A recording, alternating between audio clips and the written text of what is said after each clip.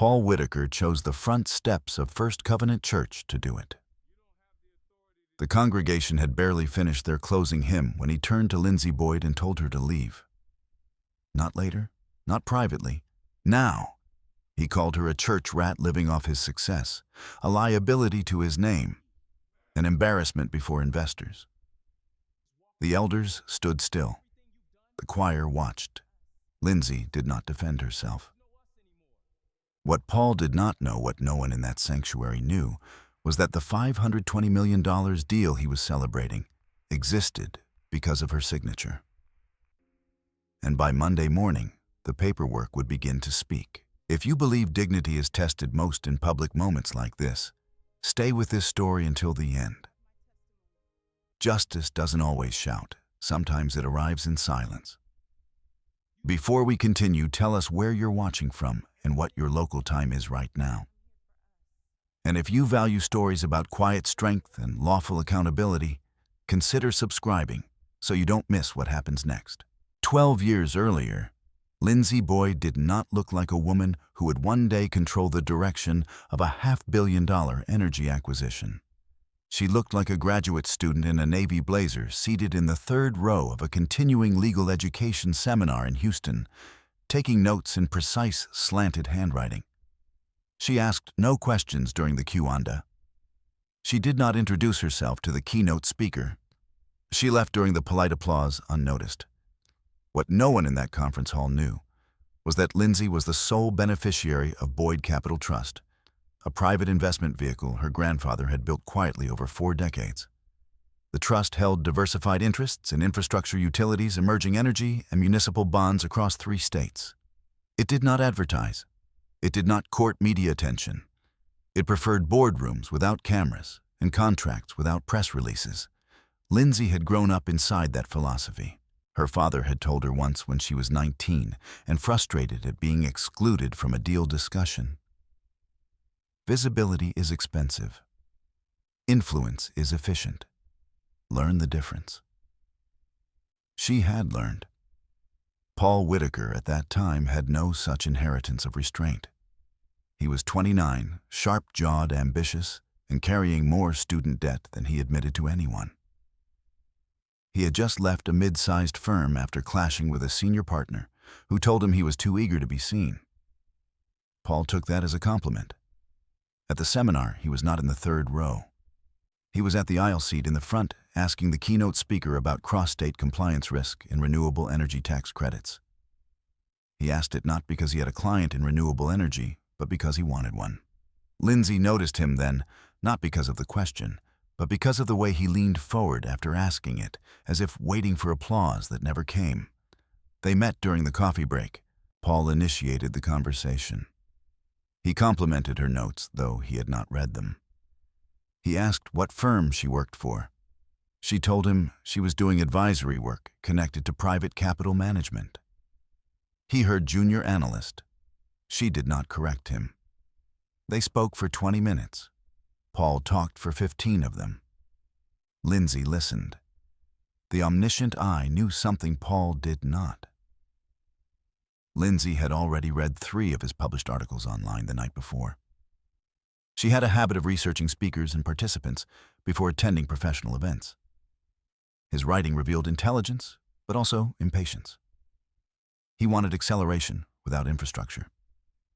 When he mentioned struggling to build a steady client base after leaving his firm, Lindsey asked one quiet question. "What industries are you targeting?" Energy, Paul replied instantly. "Renewables. It's the future." He said it like a thesis statement. 2 weeks later, Paul received an email from a mid-sized solar equipment distributor seeking legal counsel for regulatory restructuring.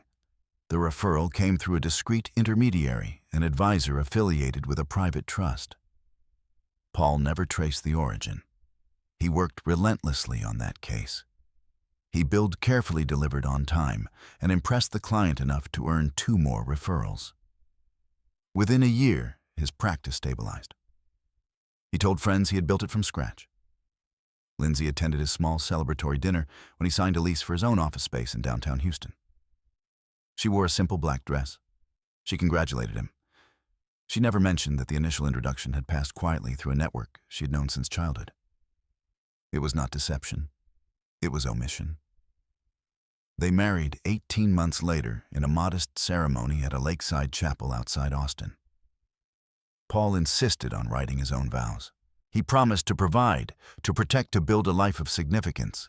Lindsey promised partnership. What she did not promise, what she never spoke aloud, was that she would not compete for credit. In the early years, their marriage moved in tandem with Paul's career.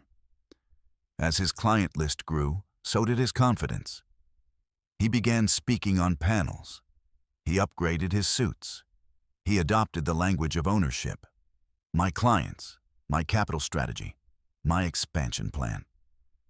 The possessive pronoun settled comfortably in his vocabulary. Meanwhile, Lindsey maintained her advisory role within Boyd Capital Trust. She attended quarterly board meetings via secure video conference.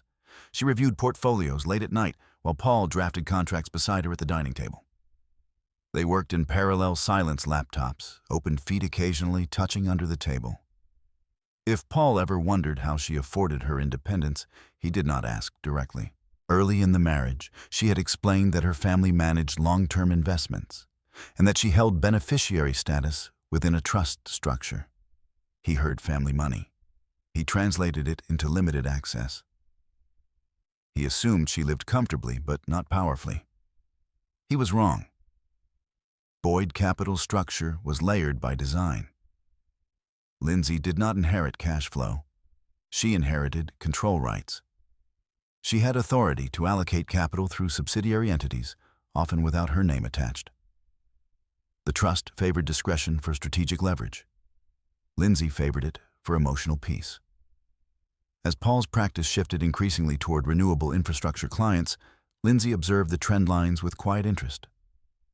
Federal incentives were expanding. State-level energy credits were evolving. The market was volatile but promising. One evening, as Paul spoke excitedly about a small wind energy startup seeking counsel, Lindsey asked casually, "What's their capitalization structure?" Paul laughed lightly. Underfunded like all of them, but high potential. He described the founders, their technology, their cash shortage. Lindsey listened carefully. 3 months later, a newly formed holding company, Blue Harbor Strategic Holdings, began evaluating early-stage clean energy ventures in Texas. The managing director listed on filings was Gregory Shaw, a long-trusted fiduciary associated with Boyd Capital for over 20 years. Paul did not connect the dots. At home, he began using a new phrase. "This sector is mine if I play it right." Lindsey would glance up from her tablet when he said things like that. She did not challenge him. She did not shrink either.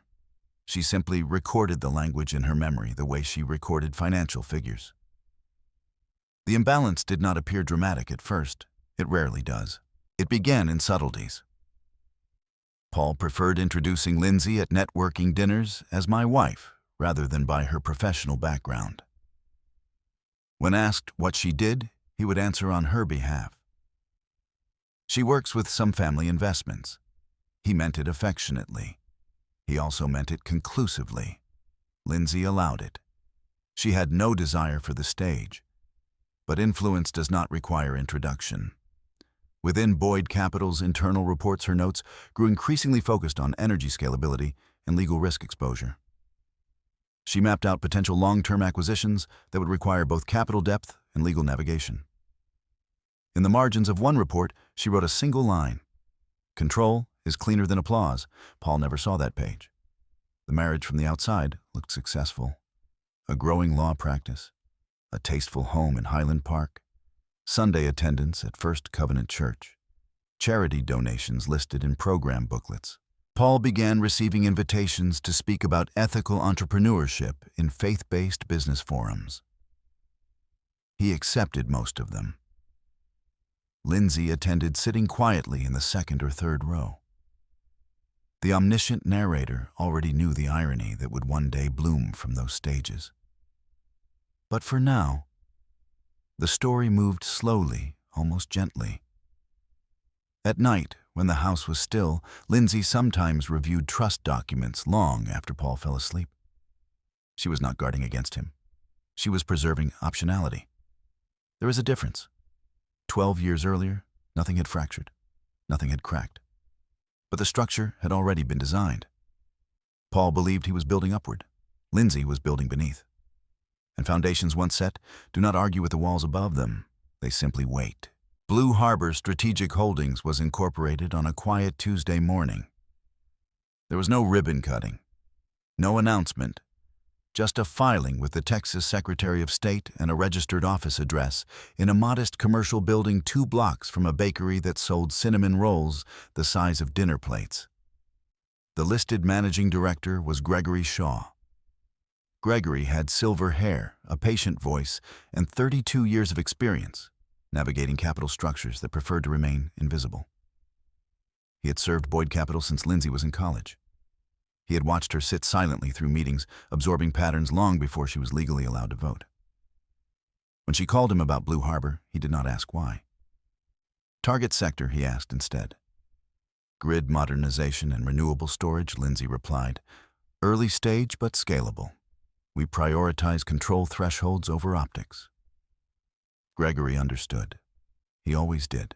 Within 6 months, Blue Harbor began reviewing proposals from emerging clean energy startups. One of them was Helix Renew Energy, a Houston-based company developing modular battery storage systems designed for mid-sized municipal grids. Helix Renew had engineering talent and regulatory headaches. It also had Paul Whitaker. Paul had been retained as outside legal counsel to help the company navigate multi-state compliance and prepare for larger capital raises. He saw Helix Renew as his doorway into major infrastructure deals. He worked late drafting memoranda on tax incentives and grid interconnection agreements. He told Lindsey one night, loosening his tie at the kitchen table, "This one's different. If they secure real backing, it could scale fast." Lindsey stirred her tea slowly. "Do they have serious interest?" "Not yet," Paul said. "They're pitching to regional funds, but most investors hesitate without legal clarity." He did not notice the small pause before she nodded. 2 weeks later, Helix Renew received a structured term sheet from Blue Harbor Strategic Holdings. The proposal was conservative but powerful staged capital infusion tied to performance benchmarks, with an embedded clause granting Blue Harbor significant influence over future board composition. The founders hesitated at first. Gregory Shaw, representing Blue Harbor, remained calm during negotiations. He asked careful questions about production capacity and patent defensibility. He never mentioned Lindsey's name. Paul was present in every meeting. He viewed Blue Harbor as a fortunate breakthrough, an institutional investor willing to take early risk. He complimented Gregory on his disciplined approach. He praised Blue Harbor's professionalism to the founders. Smart capital, Paul called it during one strategy session, the kind you build empires with. The phrase lingered. Lindsey reviewed every document before final execution. She adjusted language in Section 14 of the shareholder agreement, a beneficial control clause, ensuring that in the event of material misrepresentation regarding capital origination, controlling authority would revert to the beneficial owner of record. She did not explain the addition. Gregory trusted her judgment enough not to question it. The deal closed quietly. Blue Harbor's funds flowed into Helix Renew in 2 wire transfers totaling $68 million in the first phase. The capital stabilized production timelines. It allowed Helix Renew to hire additional engineers and secure supplier contracts. Paul's role expanded accordingly. He became more than outside counsel. He became strategic advisor. He spoke confidently in boardrooms about growth projections. He framed Blue Harbor's involvement as validation of his legal architecture. "My structuring made them comfortable," he said once during dinner with another attorney. Investors need to know someone steering the ship. Lindsey listened from across the table. She did not correct him. The omniscient perspective recognized the subtle shift happening within Paul's language. Ownership and proximity were beginning to blur. He no longer said, "My client, Helix Renew." He said, "Our expansion." He liked the way it sounded. Helix Renew's performance exceeded expectations. A pilot project in Oklahoma demonstrated strong storage efficiency. A municipal contract in Arizona followed. Industry publications began mentioning the startup as a rising contender in grid modernization. Reporters occasionally quoted Paul regarding regulatory strategy. He obliged, offering articulate insights about energy compliance frameworks. Blue Harbor remained unnamed. At home, Paul's schedule intensified. Travel increased. So did invitations. He received a request to speak at a regional energy summit in Dallas. The invitation described him as lead legal architect behind Helix Renew's capital strategy. He did not correct that description either. Lindsey watched the trajectory carefully. She tracked metrics beyond headlines: cash burn ratios, supplier diversification, risk exposure to federal incentive shifts. She maintained distance from operational decisions, communicating only through Gregory when necessary. Her approach was deliberate. Influence does not require constant presence. It requires structural leverage. One evening, Paul returned from a Helix Renew board dinner energized. "They're projecting valuation north of $500 million if we land the Evergreen Grid partnership," he said, pacing in the living room. "Evergreen's looking to consolidate storage providers. If this goes through, it changes everything." "Everything?" Lindsey asked softly. "For me?" Paul replied without hesitation. "For my firm. This is the kind of deal that defines a career." He did not say for us. He did not realize he had stopped. Evergreen Grid Corporation, an established infrastructure conglomerate, had begun preliminary due diligence on Helix Renew. The potential acquisition or strategic partnership would require confirmation of capital integrity and beneficial ownership clarity. Paul felt prepared. He had drafted compliance frameworks meticulously. He trusted his documentation. What he did not scrutinize was the origin of Blue Harbor's capital beyond surface disclosures. He accepted the layered LLC structure as typical institutional opacity. He never imagined that the beneficial owner behind Blue Harbor Strategic Holdings was the woman who folded his shirts and attended church beside him each Sunday. Lindsey, meanwhile, prepared differently. She requested updated audit trails from Boyd Capital's custodial bank. She ensured wire transfer histories were preserved in certified form. She reviewed Helix Renew's public-facing statements for any language implying capital origination beyond documented facts. One evening, after Paul had fallen asleep on the couch with a draft agreement open on his laptop, Lindsey stood by the window overlooking their manicured Highland Park street. Streetlights cast orderly pools of amber light across trimmed hedges. The neighborhood exuded quiet prosperity, measured, curated, admired. She thought about foundations again. Blue Harbor now held substantial equity in Helix Renew.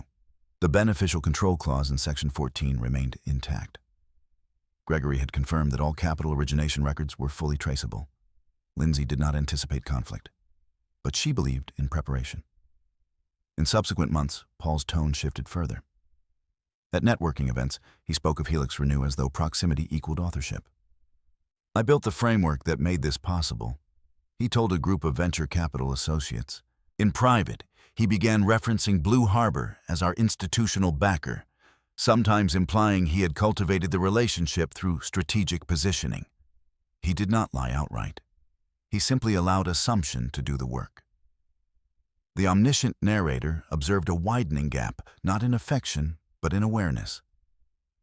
Paul believed momentum was his achievement. Lindsey knew momentum was engineered. As Evergreen's due diligence advanced, a preliminary valuation figure circulated internally, $520 million. Paul read the number twice before forwarding it to Lindsey with a brief message. "We're close." She replied with a single word: "Good." She did not add that the valuation strengthened Blue Harbor's leverage significantly. She did not mention that Boyd Capital's internal models projected long-term expansion beyond Evergreen's initial offer. She waited. Waiting for Lindsey was not passivity. It was calibration. The structure she had built was layered, documented, legally precise. She had no desire to disrupt Paul's ascent. But structures reveal truth when tested, and Evergreen's final verification process would test everything. Paul slept easily in those weeks, convinced that success had finally aligned with his ambition. Lindsey slept lightly, aware that alignment is fragile when built on incomplete understanding. Neither of them argued. Neither of them foresaw the public fracture that would follow. But the foundation beneath Helix Renew, beneath the projected $520 million valuation, remained anchored in Lindsey Boyd's signature. Paul did not yet know it. He would. The Sunday of the announcement arrived, wrapped in polished sunlight. First Covenant Church stood immaculate beneath a wide Texas sky, its red brick facade glowing with the kind of quiet permanence that made reputations feel anchored. The sanctuary filled steadily families in pressed linen, men in tailored suits, women in pastel dresses and understated pearls.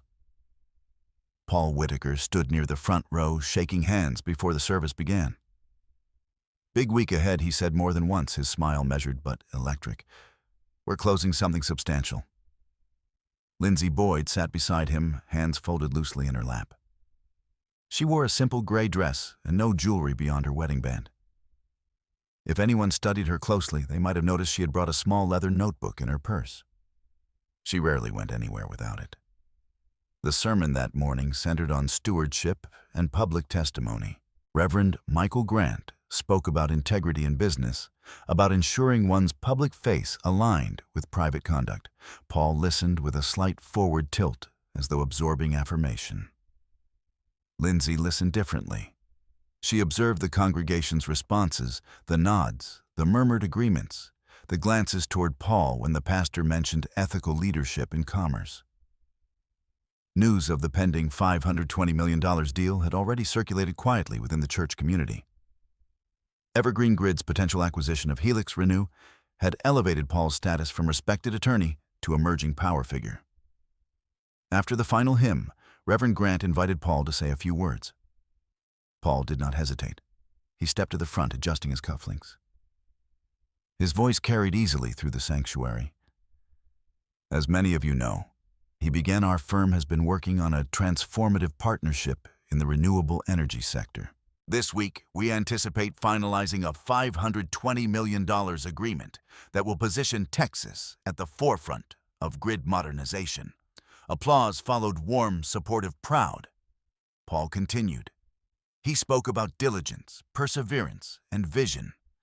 He referenced late-night strategic structuring and investor confidence.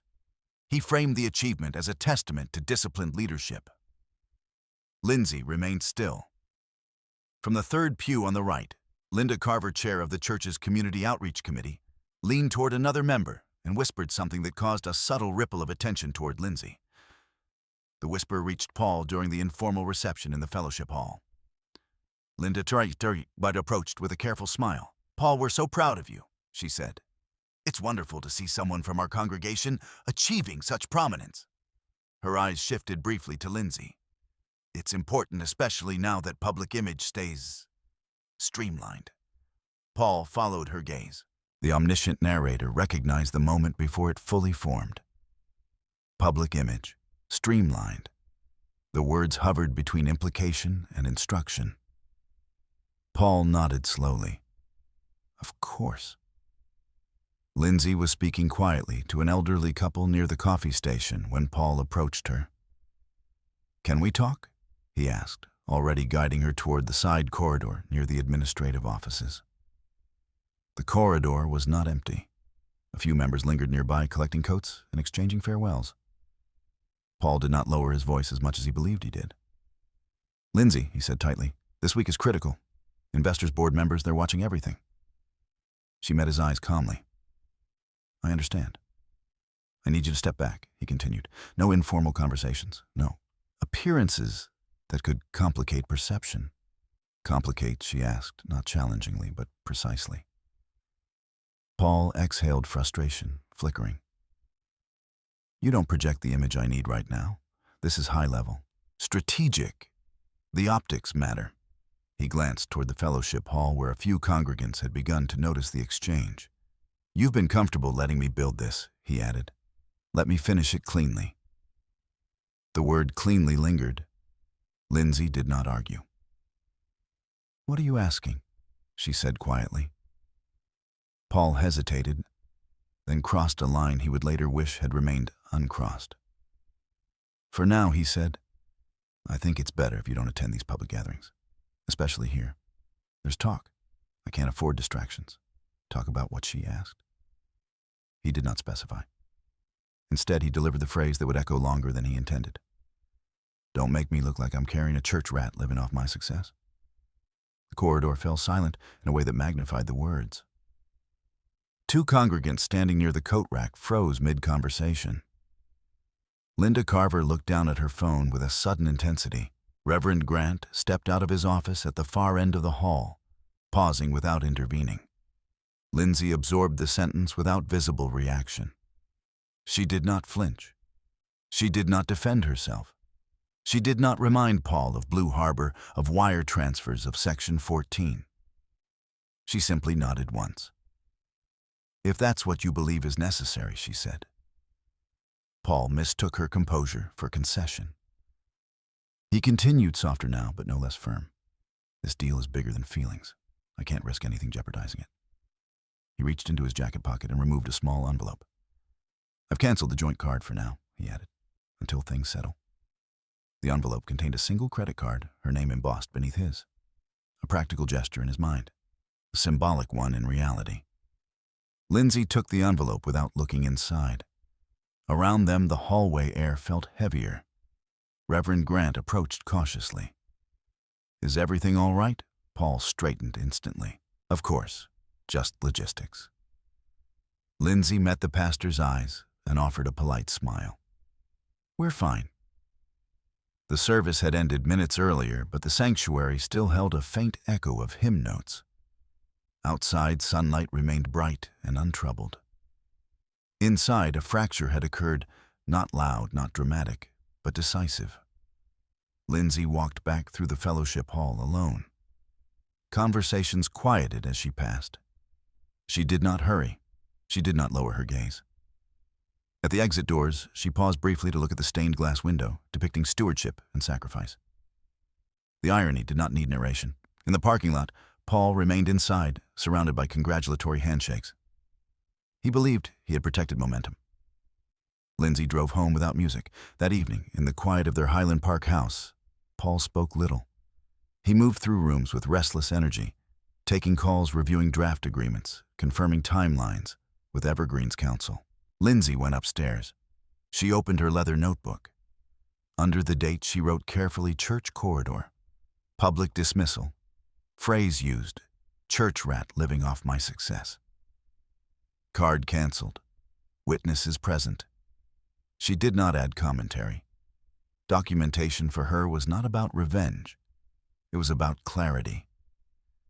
Downstairs, Paul ended a call with visible relief. Monday, he said to himself. We finalize Monday. He believed Monday would secure everything. He did not know that Evergreen's final verification process, scheduled for Monday morning, would include an independent beneficial ownership confirmation tied directly to Blue Harbor Strategic Holdings. He did not know that Blue Harbor traced legally irrevocably to Lindsey Boyd. Upstairs, Lindsey closed her notebook and placed it in the drawer beside her bed. She did not cry. She did not confront him. She simply turned off the light. In the darkness, foundations remained where they had always been quiet, documented, unshaken. Paul had spoken loudly in a sacred space. Lindsey had responded with silence. By the time Monday arrived, that silence would begin to speak in a language Paul understood far less comfortably. Contracts. Paul changed the door code on Tuesday. He did it mid-morning between two conference calls, as though updating a calendar reminder. The keypad beeped softly when he entered the new sequence. He tested it twice. The house remained quiet. Lindsey was not there when he made the change. She had left early carrying a single overnight bag, though she had not yet decided whether the absence would last more than a day. She returned that afternoon. The Highland Park sun was sharp, reflecting off manicured lawns and polished SUVs. Lindsey parked in the driveway and noticed the garage door partially open. Several storage boxes sat neatly arranged near the interior entrance. She stepped out of the car slowly. The front door keypad flashed red when she entered the old code. She tried once more without urgency. Red again. There are moments when reality confirms what language has already suggested. Lindsey did not knock. Instead, she walked to the garage, where 3 banker's boxes and a garment bag rested on the concrete floor. Her winter coat lay folded on top of one box. A pair of shoes she had left near the entryway had been placed beside it. The arrangement was not violent. It was organized. Inside the top box were personal items, framed photographs, her leather notebook, a small wooden jewelry case, a file folder containing copies of certain financial statements she had previously reviewed. Paul had not disturbed the contents beyond relocation. Her phone buzzed. A message from Paul. "We need space until this closes. It's temporary. Don't make it dramatic." She read it once. Temporary. The omniscient narrator understood something Paul did not. Temporary decisions often reveal permanent truths. Lindsey lifted the boxes one by one and placed them in her trunk. She did not attempt the keypad again. As she drove away, she glanced once at the house in her rearview mirror. The brick exterior looked unchanged. Orderly, stable. Foundations can remain intact even when doors close. By early evening, Lindsey checked into a furnished apartment in Austin, 20 miles south of Dallas, modest but clean. It overlooked a stretch of oak trees and a quiet parking lot. The lease was month to month. She placed her boxes carefully along one wall. The space felt neutral. Neutrality, she had learned, is not emptiness. It is breathing room. That night, she called Margaret Hale. Margaret had represented Boyd Capital Trust for nearly a decade. She was in her late 50s, deliberate in speech, precise in thought, and allergic to spectacle. "I assume you wouldn't be calling if it were minor," Margaret said after the first greeting. "It isn't minor," Lindsey replied. She described the church corridor, the canceled card, the changed door code. Margaret did not interrupt. "And the deal?" she asked finally. "Evergreen's final certification is Monday morning," Lindsey said. "Blue Harbor is still majority capital contributor. And Paul, he believes Blue Harbor is institutional, not personal." A pause. "Does he know you are the beneficial owner?" Margaret asked. "No." Another pause, slightly longer. "Are you ready to stop protecting him?" Margaret asked carefully. The question settled between them. For 12 years, Lindsey had allowed Paul to narrate his own assent without correction. She had not lied. She had simply refrained from asserting authorship where he assumed it. Protection had taken the form of silence. "I'm ready to separate marriage from capital," Lindsey answered. Margaret understood the distinction. "Then we proceed methodically," she said. "No public confrontation. We secure documentation. We anticipate regulatory exposure. And we do nothing impulsively." "I don't intend to," Lindsey replied. The following morning, Lindsey drove to Margaret's downtown office. The building was understated glass and steel efficient rather than grand. Inside, Margaret's conference room held neatly stacked legal volumes and a long walnut table polished to muted shine. Gregory Shaw joined them via secure video call. "Blue Harbor's capital transfers are fully documented," Gregory confirmed. 2 primary wire batches, additional reserve credit lines, all traceable to Boyd Capital Trust accounts, Margaret nodded. "And Helix renews shareholder agreement, Section 14 remains intact," Gregory said. "Beneficial control clause is enforceable." Lindsey opened her folder and slid several printed emails across the table. "These are statements Paul made to Evergreen's preliminary counsel," she said. "He refers to himself as primary capital architect." Margaret read quietly. The language was not overtly fraudulent. It was suggestive. It implied structural origination beyond legal advisement. In isolation, Margaret said, "This is puffery." Combined with ownership certification, it becomes problematic. Evergreen will require signed beneficial ownership verification Monday, Gregory added. If Paul signs inaccurately, exposure increases. Lindsey folded her hands. I don't want scandal, she said. I want accuracy. Margaret met her gaze steadily. Accuracy has consequences. I know. They spent 3 hours assembling documentation wire confirmations, trust instruments, Blue Harbor Formation Records Board minutes reflecting Lindsey's approval authority. Each document was placed in chronological order. There was no anger in the room, only structure. Meanwhile, Paul remained in Dallas, pacing between his office and Helix Renew's headquarters. He was unaware of the Austin meeting. He was focused on Evergreen's final terms, valuation adjustments, non-compete clauses, post-acquisition advisory roles. He believed Lindsey's departure was temporary discomfort. He did not consider the possibility that she might reposition legally. On Thursday evening, he called her. Are you staying in Austin? He asked. For now, Lindsey replied. We'll fix this after Monday, he said. I just need clean optics until it closes. Optics again. And after it closes, she asked. We'll reset, he said. Bigger house, more travel. It'll be worth it. Worth it. Lindsey did not challenge the premise. Paul, she said calmly, have you reviewed the beneficial control clause in Helix Renew's shareholder agreement recently?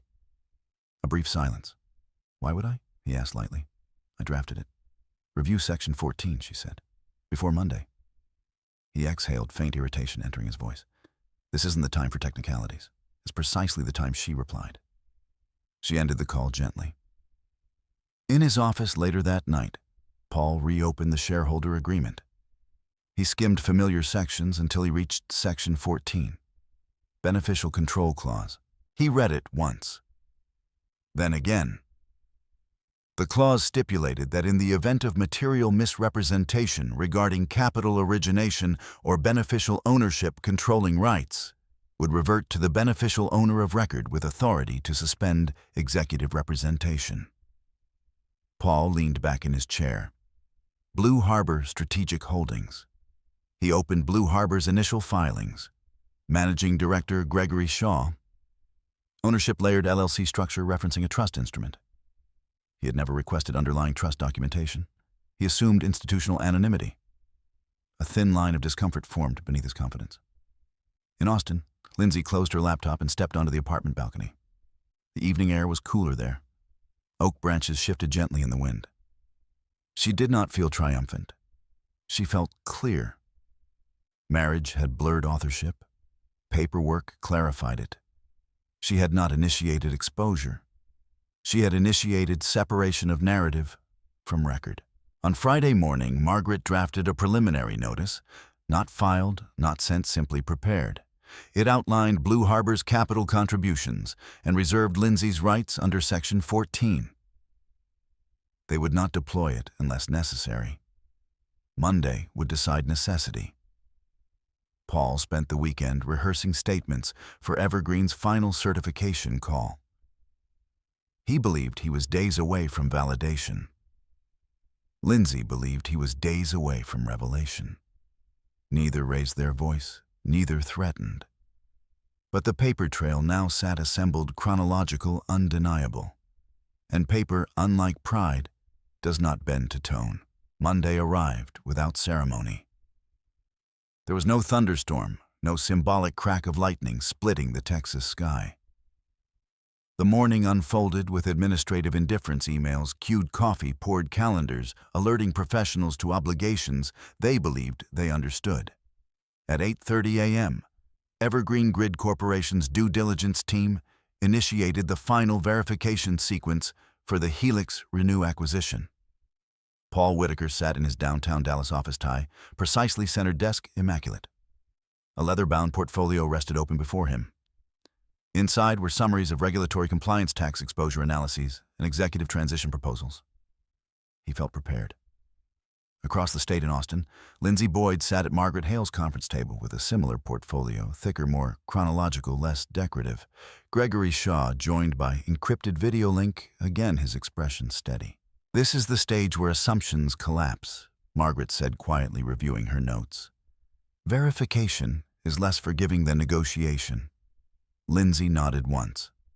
Evergreen's process required 3 confirmations: certification of capital origination, disclosure of beneficial ownership exceeding threshold percentages, executive representation accuracy. At 9:02 a.m., Paul joined the multi-party video call. Faces filled the screen. Evergreen's Senior Acquisition Counsel, a compliance officer, Helix Renew's CEO, and 2 board members. "Good morning," Paul began smoothly.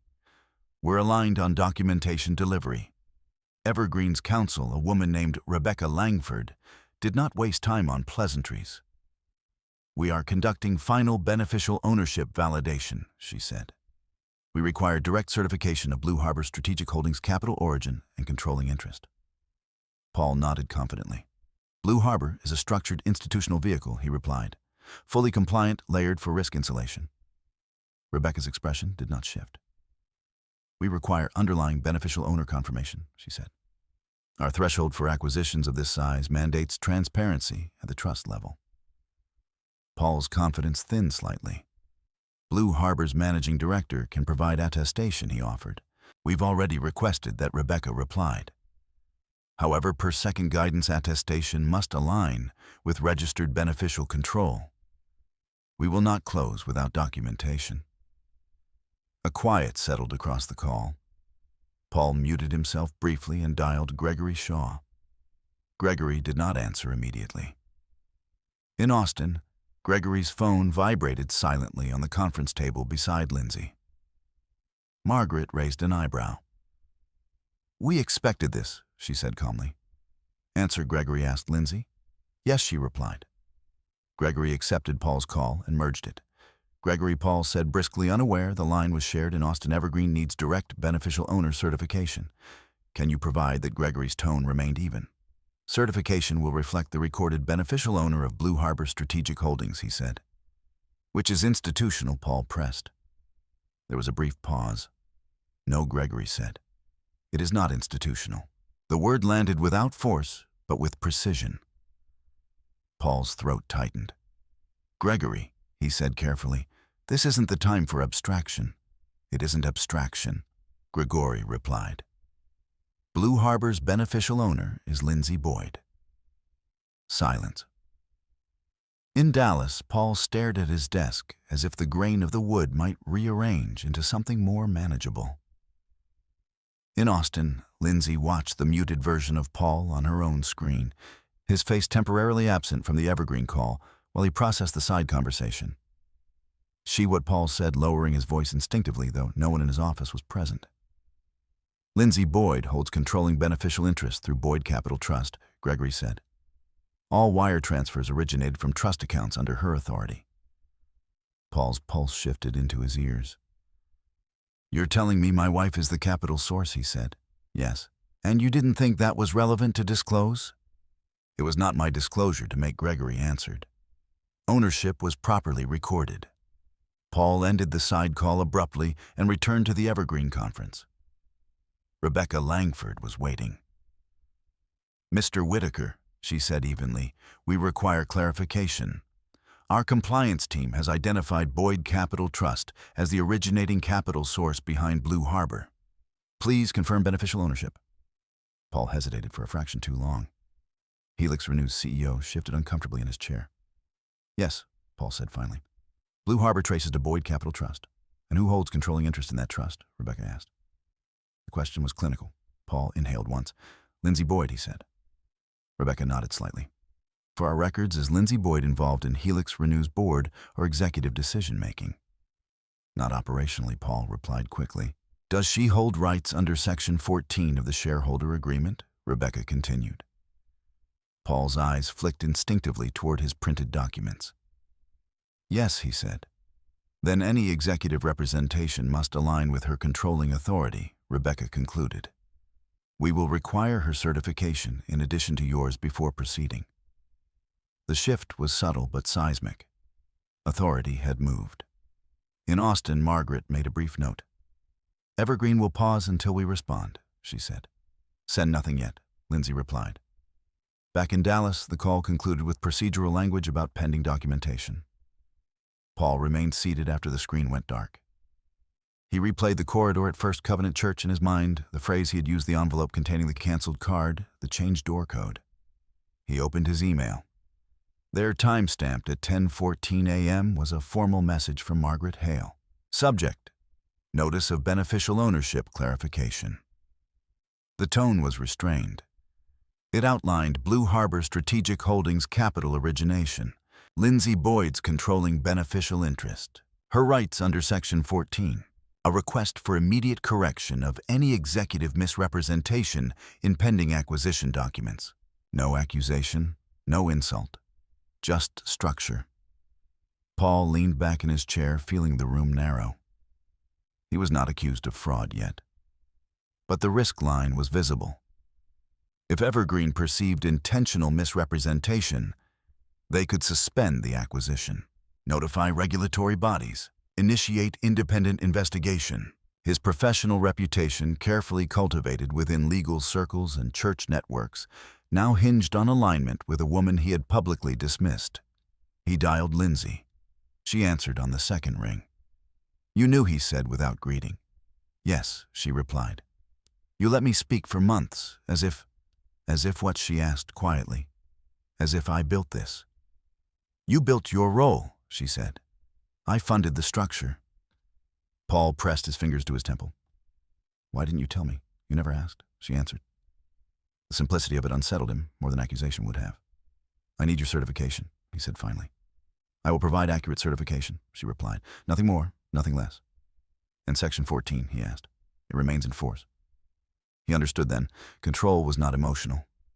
It was contractual. In Austin, Lindsey closed the call and turned to Margaret. "We proceed," she said. Margaret nodded. "Documentation will speak," she replied. In Dallas, Paul opened Section 14 again. The words he had once skimmed now felt heavier. Material misrepresentation regarding capital origination triggers reversion of executive authority. He read it 3 times. Outside his office window, the city moved as usual, cars advancing through intersections, pedestrians crossing streets, business continuing with practiced indifference. Inside, a different movement had occurred. The foundation he believed he owned had clarified its authorship. And for the first time, Paul Whitaker understood that silence is not absence. It is preparation. The signing day did not feel celebratory anymore. It felt procedural. Dallas Convention Center had prepared a private executive suite for the anticipated $520 million announcement between Helix Renew Energy and Evergreen Grid Corporation. A long walnut table stretched across the center of the room. Branded backdrops stood near one wall for press photography. Bottled water, aligned in perfect rows, waited for hands that now moved more cautiously. Paul Whitaker arrived early. He had not slept well. His suit was immaculate, but there was a stiffness in his shoulders that had not been there the previous week. He reviewed his notes repeatedly, though the language had shifted overnight from triumph to compliance. At 8:15 a.m., Helix Renew's CEO Daniel Mercer entered the room. "You look like someone moved the goalposts," Daniel said lightly, attempting humor. Paul offered a restrained smile. "Evergreen's thorough." "That's expected at this level," Daniel replied. "We're still aligned, right, for now," Paul said. The phrase lingered. Across town, in a discreet legal office building, Lindsey Boyd sat beside Margaret Hale and Gregory Shaw. They were not attending the signing physically. They did not need to. Authority does not require proximity. Evergreen had formally requested a beneficial ownership certification, signed by Lindsey Boyd as controlling authority of Boyd Capital Trust, which held Blue Harbor Strategic Holdings. Margaret placed the final draft before Lindsey.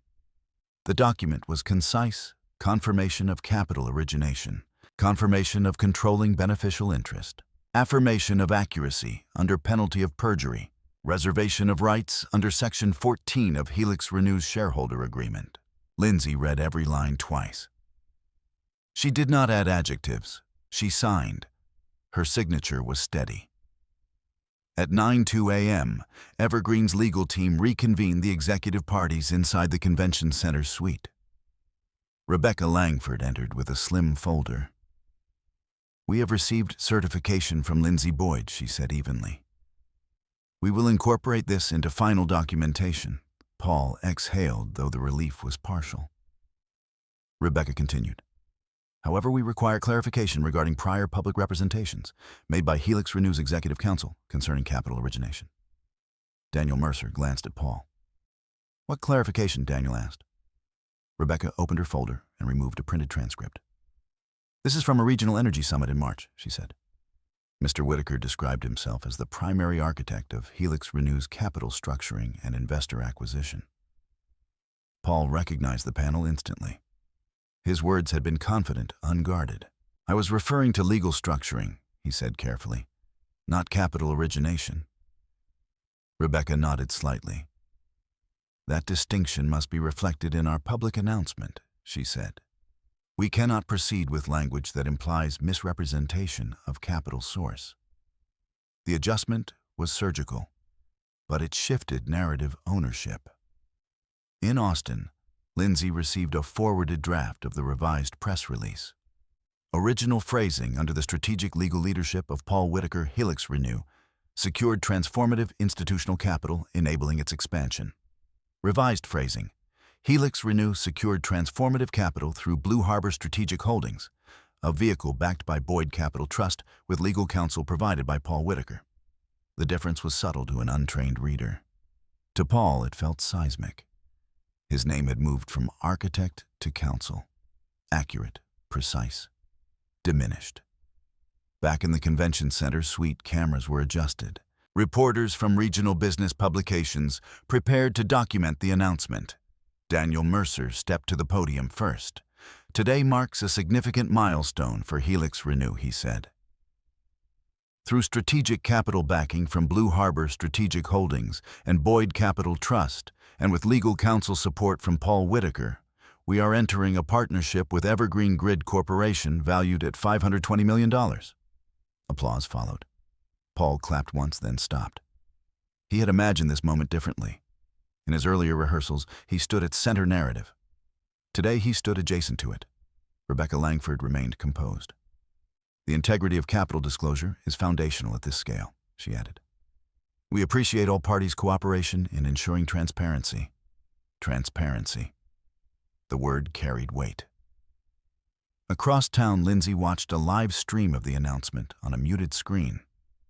There was no smile on her face, only observation. Margaret glanced at her. "You've avoided escalation," she said quietly. "That's not small." "I didn't want escalation," Lindsey replied. "I wanted alignment." Gregory folded his hands. "Evergreen will monitor compliance for 12 months, he said. "Your leverage remains intact. Leverage, not vengeance, not humiliation." Paul returned to his office shortly after noon. His inbox had begun filling with congratulatory messages. "Congratulations on closing the deal. Impressive leadership, Paul. Well done navigating such complexity." The public narrative had adjusted without obvious drama. But inside him, something had shifted irreversibly. He dialed Lindsey again. She answered calmly. "It's done," he said. "Yes," she replied. "You let it happen publicly," he said, though his tone was less accusatory than confused. "I allowed the documents to speak," she said. "They were always there." "You could have told me," he insisted. "I gave you Section 14, she said gently. Before Monday, he closed his eyes briefly. The memory of the church corridor resurfaced. "I was under pressure," he said. "You know how high this was." "I know exactly how high it was," she replied. Silence lingered. "For what it's worth," he said finally, "I never intended to erase you." "You didn't have to intend it," she answered. "You just had to assume." He had no response to that. Later that afternoon, Evergreen's compliance department circulated internal documentation confirming that beneficial ownership had been verified and no material misrepresentation would be pursued at this time. At this time, the phrase was protective, not forgiving. Helix Renew's board scheduled a follow-up governance review. Daniel Mercer sent Paul a short message. We need to revisit representation boundaries going forward. Professional language for reduced autonomy. In Austin, Lindsey closed her laptop and stepped outside the building. The air was warm, steady, ordinary. The deal had closed, but the structure of authority had clarified. She did not feel victorious. She felt balanced. At first, Covenant Church news of the $520 million partnership spread quickly. Members praised Paul's achievement during evening small groups. Few paid attention to the subtle wording of press releases. Optics still mattered. But under optics, documentation endured. That evening, Paul sat alone in his office reviewing the revised press release once more. Blue Harbor Strategic Holdings, Boyd Capital Trust, Lindsey Boyd. Her name now appeared in industry coverage linked to the deal, not prominently, but undeniably. He leaned back in his chair and stared at the ceiling. He had wanted recognition. He had received exposure instead. Not scandal, not disgrace, but correction. And correction, when delivered quietly, can feel heavier than accusation. In Austin, Lindsey opened her leather notebook again. Under the date, she wrote deal closed. Ownership clarified. No public dispute. She paused, then added one final line. Foundation intact. She closed the notebook. The story was not finished. Governance reviews were pending. Board authority would shift gradually. Paul's position within Helix Renew would be reevaluated. Momentum had changed direction, but not loudly. Quiet strength rarely announces itself. It simply adjusts the weight of the room. The first crack did not echo. It settled. 3 days after the signing, Helix Renew's board convened a closed-door governance review at their Houston headquarters. The official agenda listed post-acquisition structural alignment. The unofficial purpose was narrower, redefine who spoke for the company.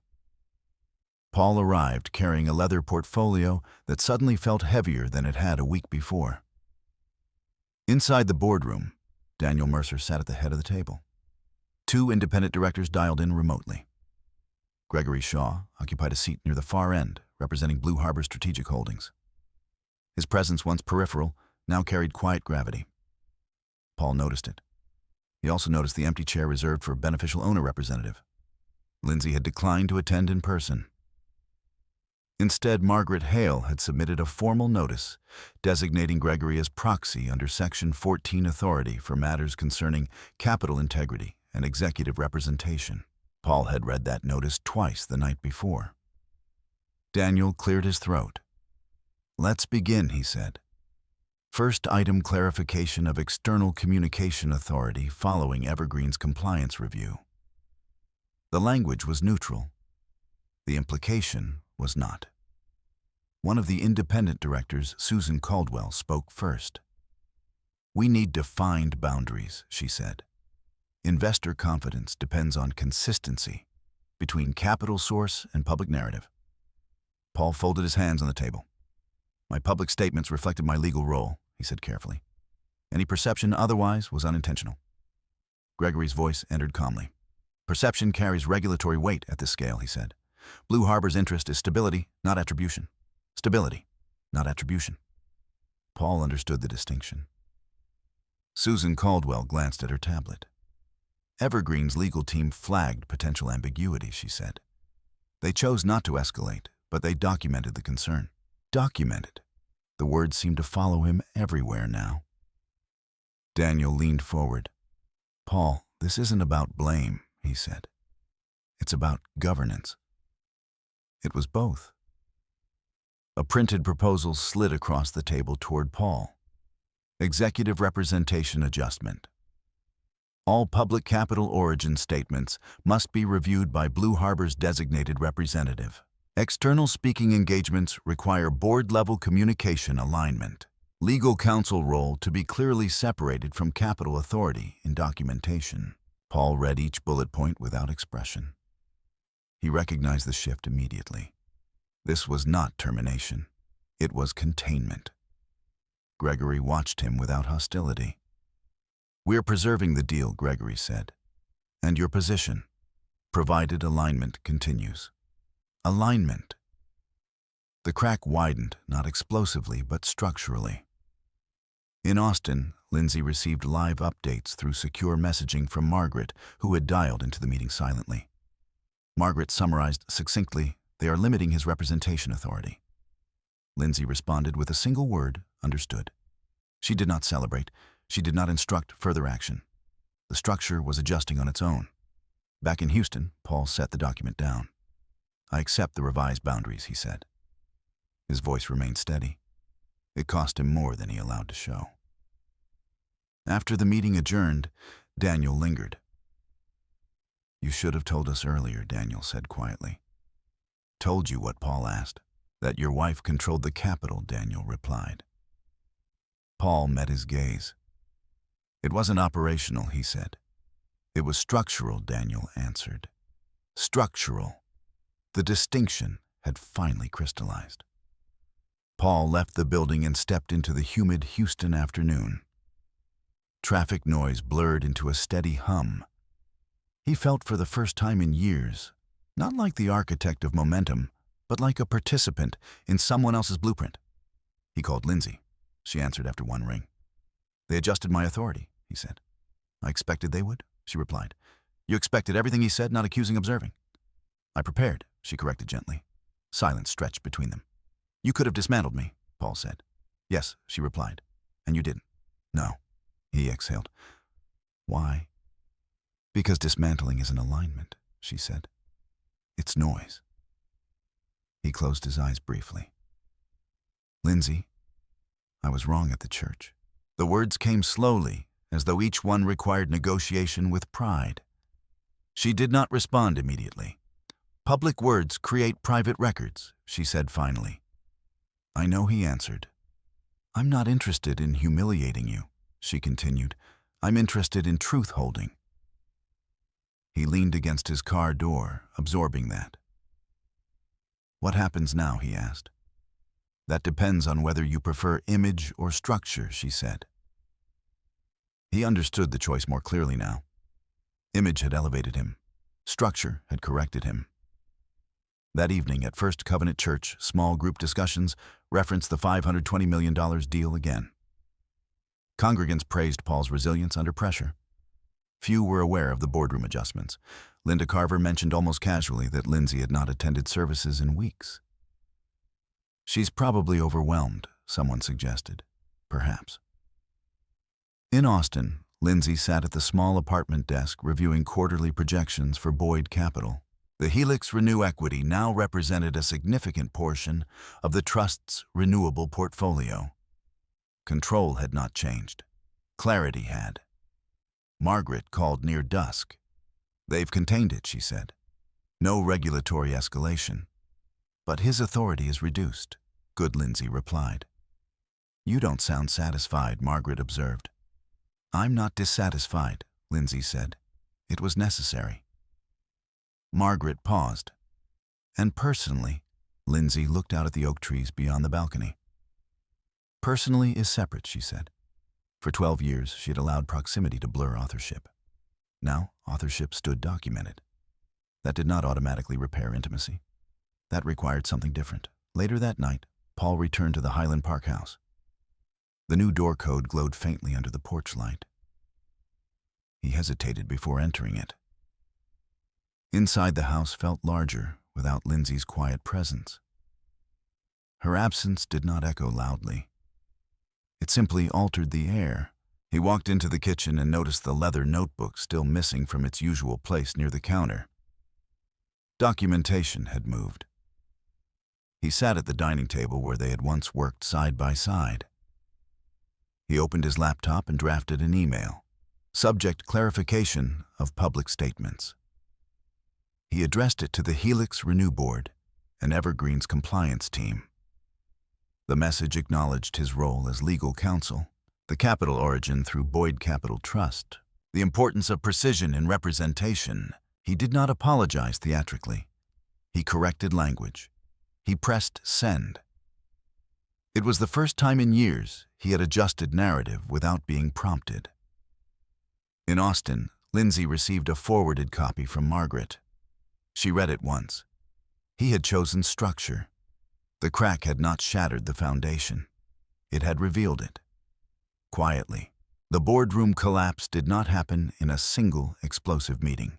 It unfolded through documents. 2 weeks after the governance review, Evergreen's compliance division initiated what they termed a routine post-closing alignment audit. The language was procedural. The implications were not. At this level of acquisition, routine meant comprehensive. Helix Renew's executive team was required to submit archive communications related to capital acquisition, investor outreach, and public positioning for the previous 18 months. That included panel transcripts, investor decks, and recorded strategy calls. Paul received the request at 7:42 a.m. He stared at the email longer than necessary. Attached was a formal notice. Evergreen Grid Corporation reserves the right to review executive representations in alignment with SEC transparency standards and internal risk mitigation policies. Risk mitigation. The phrase suggested caution, not accusation. But caution at $520 million carried weight. In Houston, Daniel Mercer called an emergency board session. "We comply fully," Daniel said. "We don't argue procedure." Paul nodded. "I'll assemble my correspondence," he said. He did not mention the recording. 6 months earlier, Helix Renew had held an internal strategy meeting to prepare for large-scale investor courting. The session had been recorded for internal reference. In that meeting, Paul had spoken confidently, perhaps too confidently. "I've structured this from the ground up," he had said then. "Capital follows clarity. Investors move because I built the framework." At the time, the words felt motivational. Now they felt fragile. In Austin, Margaret received parallel notice from Evergreen addressed to Blue Harbor as majority capital contributor. The compliance team wanted confirmation that no material misrepresentation had occurred in external investor communications prior to closing. Lindsey read the notice calmly. "This is the part where silence becomes evidence," Margaret said. "Yes," Lindsey replied. They had prepared for this possibility. Gregory Shaw had preserved all Blue Harbor board minutes. Lindsey had kept email correspondence meticulously categorized. There was no discrepancy in documentation from her side. The risk exposure existed primarily in Paul's language, not his paperwork. By midweek, Evergreen's compliance team had compiled relevant excerpts. One clip was particularly precise. In the recorded strategy meeting, Paul had leaned forward, hands on the conference table. "Blue Harbor trusted my structuring," he had said. "They came because I built confidence in the capital stack." The statement was technically defensible in part. His legal structuring had indeed organized documentation. But it blurred origin and persuasion. Evergreen's legal analyst flagged it for review. Back in Houston, the board reconvened. The atmosphere had shifted from collaborative to clinical. Rebecca Langford joined via video. "We've reviewed archived communications," she began. "There is no direct false statement of capital ownership. However, there is repeated narrative framing that may suggest primary capital origination authority inconsistent with certified documentation." Daniel exhaled slowly. Paul remained still. "Is Evergreen alleging misrepresentation?" Daniel asked. "We are assessing risk exposure," Rebecca replied. "Our obligation is to ensure that executive communications align precisely with ownership structure." Susan Caldwell spoke from her screen. "This is reputational containment," she said. "We need decisive internal alignment." Paul knew what that meant. Gregory Shaw, seated physically in the room this time, placed a folder on the table. "Blue Harbor has no interest in escalation," he said. "But we require formal clarification of executive representation moving forward." He opened the folder and slid a document toward Daniel. "Proposed resolution. Paul Whitaker transitions from Strategic Executive Counsel to External Legal Advisor. All future capital-facing communications issued under board authorization only. Board acknowledges beneficial control under Boyd Capital Trust." Paul read the title twice. Transition, External, Advisor. The shift was not termination. It was displacement. Daniel looked at him. "This protects the company," Daniel said quietly. "And Evergreen?" Paul asked. "They prefer stability?" Rebecca replied. "This satisfies that requirement." Paul's jaw tightened slightly. He had spent years positioning himself at the center of Helix Renew's ascent. Now he was being repositioned to the perimeter. Not because of criminality, because of alignment. There was no raised voice, no accusation, only documentation. In Austin, Margaret summarized developments for Lindsey. "They're formalizing his reduction," she said, cleanly. "Will Evergreen proceed uninterrupted?" Lindsey asked. "Yes," Margaret answered, "provided he accepts." Lindsey stepped onto the balcony again, as she often did when absorbing information. Oak leaves shifted in steady rhythm. She did not feel satisfaction. She felt inevitability. Back in Houston, Daniel cleared his throat. "Paul," he said, "we need your consent on record." The room waited. Consent meant acknowledgement. Acknowledgement meant humility. Paul understood both. He thought briefly of the church corridor, of the phrase he had used, of the envelope with the canceled card. He thought of Section 14. He thought of Lindsey's voice when she said, "Documentation will speak." It was speaking now. "I consent," he said. The words left him without drama. Rebecca nodded. "Evergreen appreciates the clarity," she said. The resolution passed unanimously. After the meeting adjourned, Gregory lingered. "This did not need to become worse," Gregory said quietly to Paul. Paul gave a faint, humorless smile. "It almost did," he replied. "Yes," Gregory agreed. That evening, Helix Renew issued a short internal memo.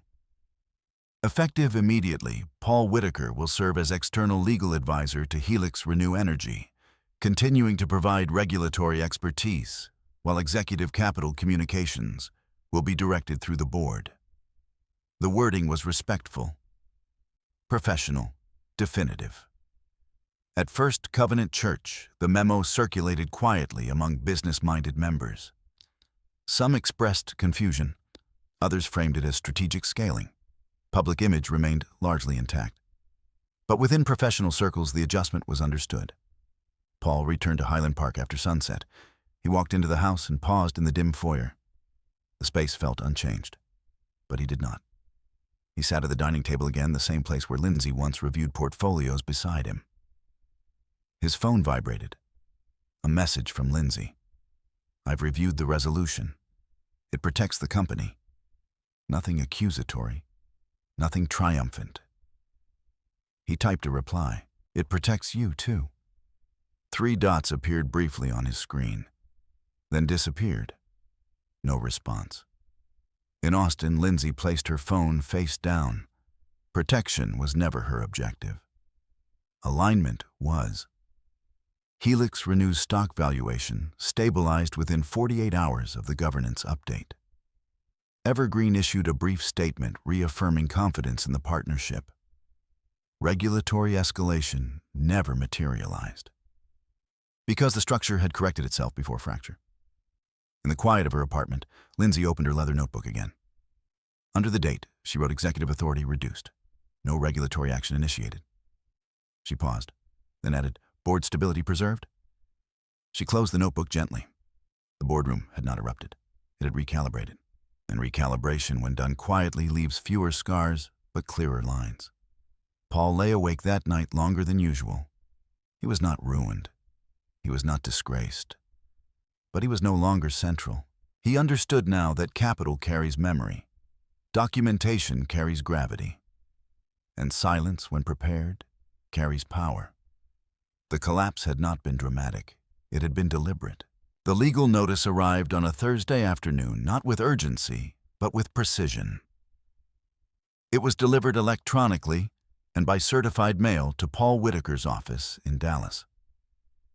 The envelope bore Margaret Hale's firm letterhead, clean, unembellished, deliberate. Paul knew before opening it that this was not about revenge. It was about correction. He closed his office door before breaking the seal. Inside was a 7-page document titled Formal Notice of Beneficial Ownership Clarification and Equity Realignment. No accusations. No inflammatory language, just chronology. Page 1 outlined Blue Harbor Strategic Holdings' capital contributions to Helix Renew Energy, including dates, wire confirmation numbers, and originating trust accounts under Boyd Capital Trust. Page 2 referenced Section 14 of the shareholder agreement, the beneficial control clause Paul had drafted himself. Page 3 cited public and internal statements requiring alignment with certified ownership. Pages 4 and 5 proposed corrective actions. Immediate amendment of executive representation language in all external materials. Formal acknowledgement of Lindsey Boyd as controlling beneficial authority. Adjustment of equity recognition structure to reflect capital origination influence. Page 6 addressed potential professional exposure, carefully worded non-threatening, but unmistakable. Failure to align documentation and public representation may create regulatory risk under applicable transparency statutes. Page 7 was brief. This notice seeks resolution without litigation. Signed, Margaret Hale, Esquire. On behalf of Boyd Capital Trust, beneficial owner Lindsey Boyd. Paul set the document down slowly. The office felt quieter than usual, though nothing external had changed. This was not a lawsuit. It was an invitation to align before escalation. His phone rang. Daniel Mercer. "You got it too?" Daniel asked. "Yes," Paul replied. "It's controlled," Daniel said. "Not hostile." "I know," Paul answered. "They're protecting structure," Daniel continued. "Not attacking you." The distinction mattered. After ending the call, Paul leaned back in his chair and stared at the ceiling again. 2 weeks ago, he had stood before his church congregation speaking about transformative leadership. Now he was reviewing a document that redefined his professional boundaries in legal language. He dialed Lindsey. She answered calmly. "I received the notice," he said. "Yes," she replied. "You could have filed suit." "Yes, you didn't." "No." Silence lingered. "Is this your line in the sand?" he asked. "It's not sand," she said. "It's paper." He exhaled softly. "What exactly do you want accuracy?" she answered. "And structural recognition of capital influence. You already have that." "In documentation," she said, "not in equity language." He understood. While Blue Harbor held significant equity in Helix Renew executive recognition structures, performance bonuses, advisory percentages had been shaped under Paul's assumed narrative weight. Those structures now required recalibration. "You're asking for redistribution," he said. "I'm asking for proportional alignment," she corrected. Her tone remained level. Not angry, not triumphant, measured. Paul looked again at page 4. The proposed adjustment did not strip him of everything. It reweighted influence. He considered resistance. He calculated risk. Litigation would freeze public confidence, invite regulatory scrutiny, damage Helix Renew's valuation, fracture already fragile reputations. Acceptance would reduce his perceived centrality, acknowledge structural dependence, preserve professional standing. He chose structure. "I'll sign," he said quietly. "Review it with counsel first," Lindsey replied. "I drafted half of it," he said. "Yes," she answered. "That's why I know you'll understand it." Later that afternoon, Paul met with his own legal advisor, an older attorney named Thomas Caldwell, who had once mentored him early in his career. Thomas read the notice carefully. "This is restrained," Thomas said finally. "It feels surgical," Paul replied. "It is," Thomas agreed. "They've left you a door." "What if I contest?" Thomas leaned back. "You won't win," he said plainly. "Documentation is clean. Capital origin is clear. At best, you delay and damage. At worst, you invite investigation." Paul nodded. Thomas folded the document closed. "She's not trying to destroy you," he observed. No, Paul admitted. "She's correcting narrative," Thomas said. "Yes, then correct it," Thomas concluded. By evening, Paul signed the acknowledgement and returned it electronically to Margaret Hale's office. In Austin, Margaret forwarded the signed copy to Lindsey. "It's done," Margaret said. Lindsey reviewed the digital signature.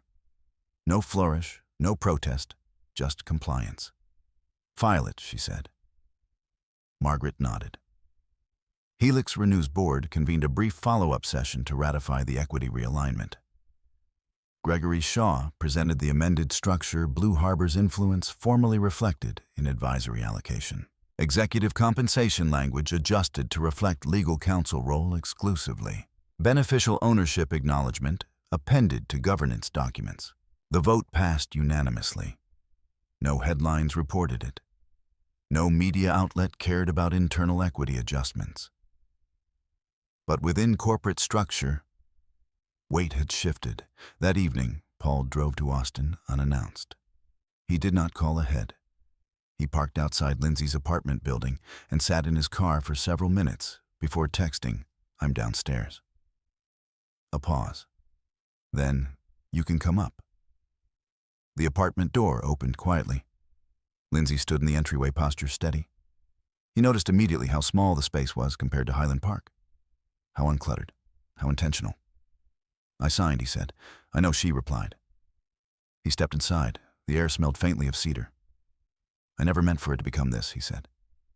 "It became what it was structured to become," she answered. "That's not the same," he said. "It is," she replied gently. "You just didn't see the structure." He looked around the room. "You could come back," he said. Back where she asked. The question was not sarcastic. It was literal. "Home," he said.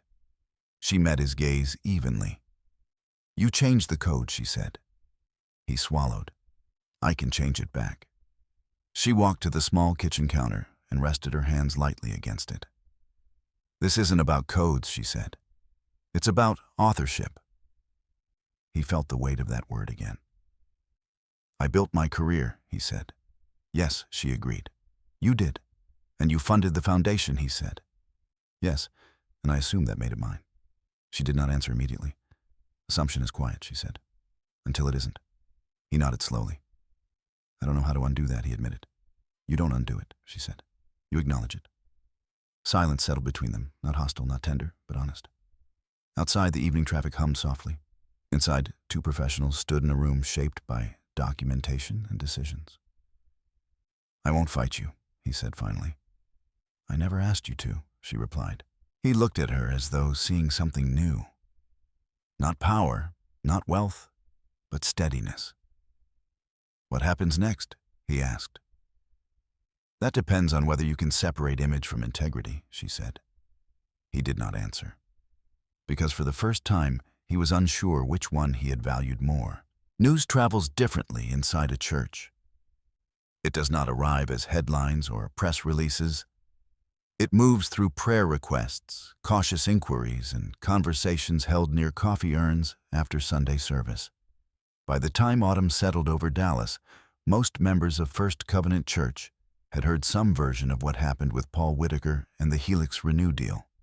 Not the legal details, not the equity realignment, but enough. Enough to sense that something had shifted. On a Wednesday afternoon, Reverend Michael Grant sat in his office reviewing a printed copy of the amended Helix Renew press release. The language was precise. Boyd Capital Trust acknowledged Blue Harbor Strategic Holdings, cited Paul named as external legal advisor. Reverend Grant had always admired Paul's ambition. He had also admired Lindsey's quiet steadiness, though he had not understood its scale. He picked up the phone and dialed Lindsey. She answered after the second ring. "Lindsey, this is Michael Grant," he said.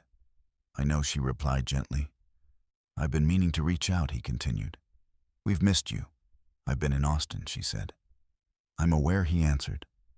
"There's been conversation." "I imagine so," she said. He hesitated. "I'd like to invite you to join us this Sunday," he said carefully. "Not as spectacle, simply as presence." Lindsey considered the invitation.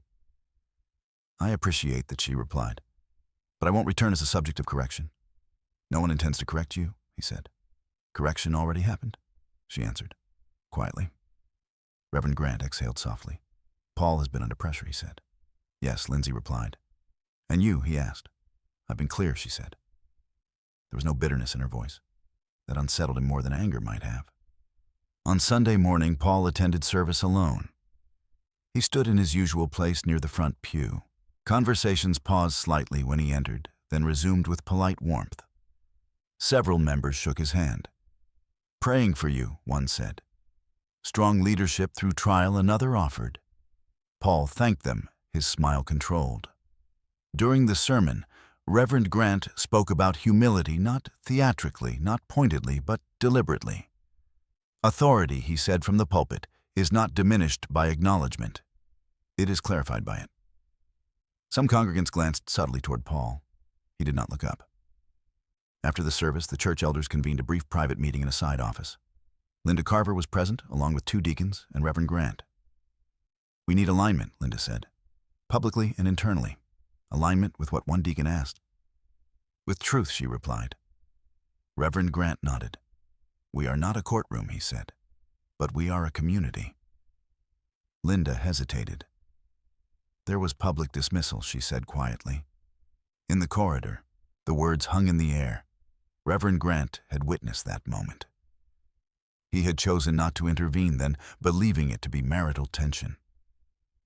He now understood it differently.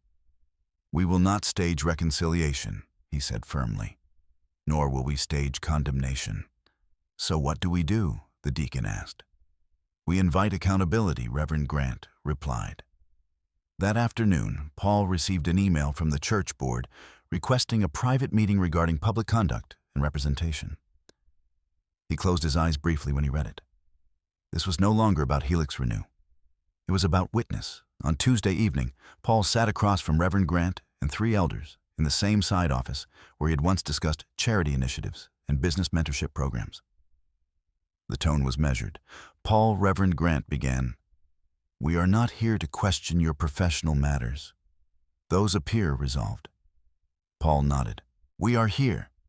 The pastor continued to address public language used within this church. Paul knew the phrase they meant. "I was under strain," he said. "One can be under strain without humiliation," Linda replied gently. He swallowed. "I regret the wording," he said. "That is not the same as regret for the belief," she answered. He hesitated. The room waited. "I believed image mattered more than partnership," he admitted finally. "And now," Reverend Grant asked. "I know structure matters more than image," Paul replied. Silence followed. "Will you say that publicly?" one elder asked. Paul looked at the wooden desk between them. "Yes," he said. The following Sunday, Paul stood again before the congregation. There was no applause this time, no celebratory announcement, just expectation. He adjusted the microphone slightly. A few weeks ago, he began, "I spoke from this space about success." The sanctuary remained still. I also spoke words in a hallway that did not reflect partnership, humility, or truth. A faint rustle moved through the pews. I allowed professional pressure to distort personal respect, he continued. And I misrepresented the foundation upon which my recent work stood. He paused. My wife, Lindsey Boyd, was instrumental in the capital structure that supported Helix Renew's growth. I did not acknowledge that publicly when I should have. He did not elaborate. He did not dramatize. He simply concluded, "I'm correcting that now." The statement lasted less than 2 minutes. It carried more weight than his earlier celebration. In Austin, Lindsey did not watch the service. Margaret forwarded her a brief summary later that afternoon. He acknowledged foundation. Lindsey read it once and set her phone aside. Acknowledgement does not undo fracture, but it names it. That evening, Reverend Grant called her again. He spoke plainly, the pastor said. "I'm glad," she replied. "Will you return?" he asked. Eventually, she said. "Not for optics." "For what then?" he asked. "For worship," she answered. In the weeks that followed, church conversation shifted gradually. The spectacle faded. The narrative softened. Paul attended regularly. He did not seek stage time. He sat in the 3rd row now, the same row Lindsey had once chosen at a seminar 12 years earlier. He listened more than he spoke. In Houston, Helix Renew continued operations smoothly under the adjusted governance structure. Evergreen reported stable integration metrics. Market analysts noted no irregularities. The collapse had been contained. In Austin, Lindsey maintained her distance. She did not rush back. She reviewed quarterly reports. She authorized new sustainable infrastructure allocations. She kept her leather notebook within reach. One evening, she drove back to Dallas quietly, not to attend church, not to confront Paul, but to walk past the Highland Park house. The lights were on. She did not stop. She drove instead to First Covenant Church's empty parking lot. The building stood silent under evening sky. She sat in her car for several minutes. Then she left. Not in retreat, in choice. The reckoning had not involved shouting. It had involved documentation, acknowledgement, and recalibration. Quiet justice rarely performs. It settles. The divorce was filed without spectacle. No press release. No social media statements. No public allegations. Just a petition submitted to the Dallas County Court under the heading "In Remarriage of Lindsey Boyd and Paul Whitaker, Irreconcilable Differences." That was the language.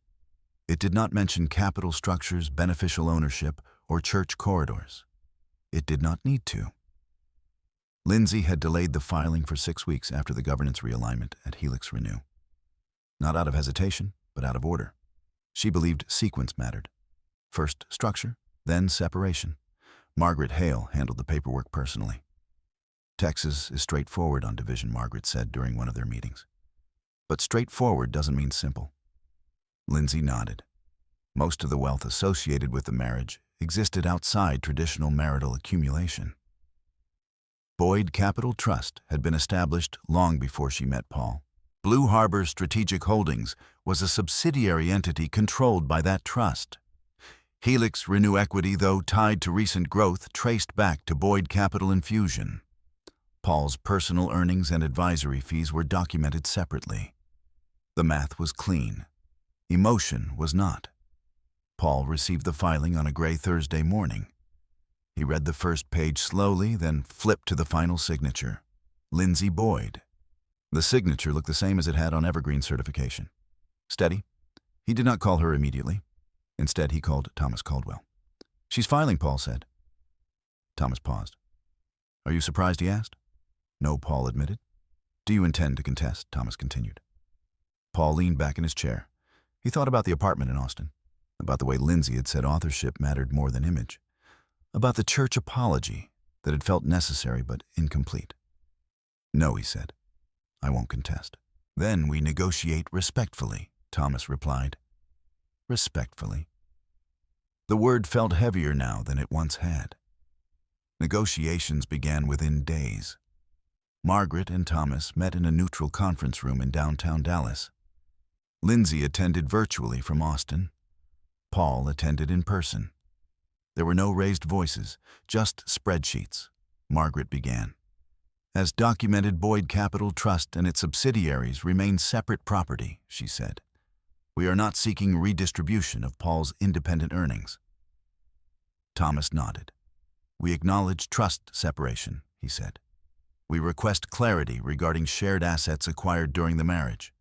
Shared assets included the Highland Park house, joint savings accounts, 2 vehicles, personal investment portfolios built with combined income."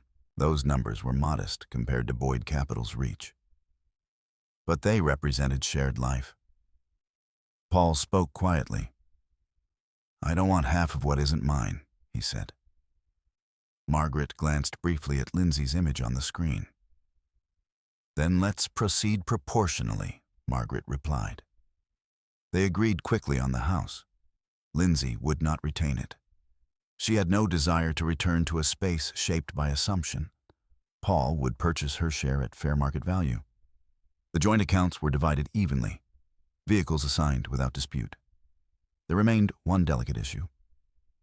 Helix Renew's advisory compensation structure, now reduced but still active, carried ongoing financial benefit tied to Paul's continued external legal role. Margaret addressed it directly. "Lindsey is not seeking reduction of Mr. Whitaker's advisory compensation," she said. "However, she requires formal acknowledgement that her beneficial authority remains independent of marital status." Paul understood. The divorce would not alter capital control. He nodded. "That's already documented," he said. "Yes," Margaret replied. "This ensures continuity." Continuity. Structure preserved beyond marriage. A quiet irony. After 3 hours, the broad terms were settled. No public filings beyond statutory requirement. No allegations entered into record. No reputational attack. As the meeting concluded, Thomas closed his folder.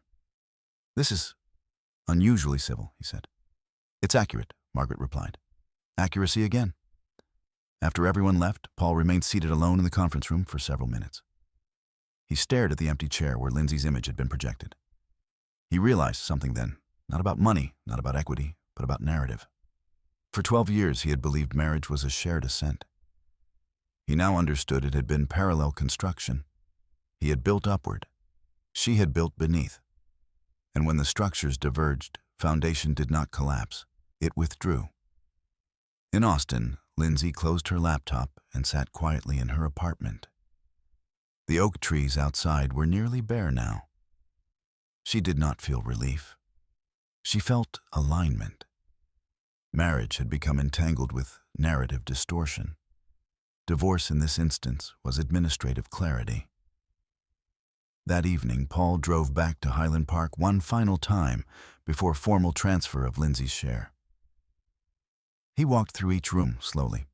The dining table where they once worked side by side. The kitchen counter where her leather notebook used to rest. The hallway leading to the front door, the corridor that had preceded everything. He paused there. Public words create private records. He understood that fully now. The final divorce decree was signed 2 months later. Dallas County Court processed it without commentary. No journalists attended. No congregation gathered. Just signatures. When Lindsey received the finalized decree, she placed it in the same folder as Blue Harbor formation documents and Helix Renew certification papers. Not because it belonged there financially, but because it belonged there structurally. Paul sent one final message after the decree was issued. "I never intended to lose you over authorship." Lindsey read it carefully. She typed a reply. "Authorship reveals what was already there." He did not respond. In the weeks that followed, Helix Renew continued stable growth under Evergreen's oversight.